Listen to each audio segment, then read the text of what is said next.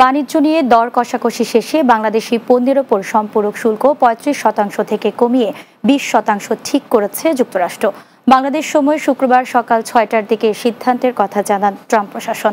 এদিকে যুক্তরাষ্ট্রের সঙ্গে শুল্ক বাণিজ্য চুক্তিকে বাংলাদেশের জন্য কূটনৈতিক বিজয় বলে অভিহিত করেছেন প্রধান উপদেষ্টা ডক্টর মোহাম্মদ ইউনূস। বিস্তারিত অর্ণব নাসিরের প্রতিবেদনে। বাংলাদেশি তৈরি পোশাকের সবচেয়ে বড় বাজার যুক্তরাষ্ট্র।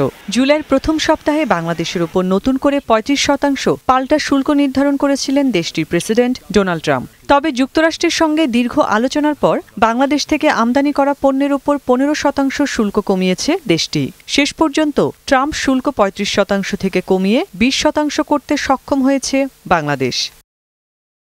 স্থানীয় সময় বৃহস্পতিবার মার্কিন প্রেসিডেন্ট ডোনাল্ড ট্রাম্পের এক নির্বাহী আদেশে এই নতুন শুল্ক হার ঘোষণা করা হয়। এ হার যুক্তরাষ্ট্রের সময় অনুযায়ী হোয়াইট হাউসের ঘোষণার ৭ দিন পর ৭ আগস্ট থেকে কার্যকর হবে।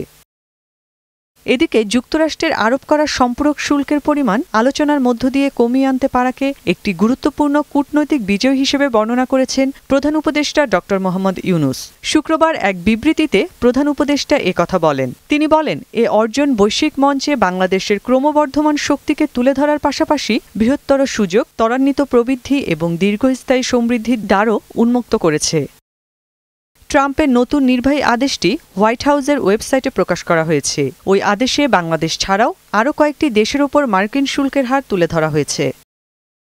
পোশাক খাতে বাংলাদেশের প্রতিযোগী চীনের ক্ষেত্রে এ হার ৩০%, ভারতের ওপর ২৫%, শ্রীলঙ্কা ও ভিয়েতনামের ওপর ২০% এবং পাকিস্তান, ইন্দোনেশিয়া ও কম্বোডিয়ার ওপর সম্পূরক মার্কিন শুল্ক হার ১৯%। Arnab Nasir, news desk, Bangla TV.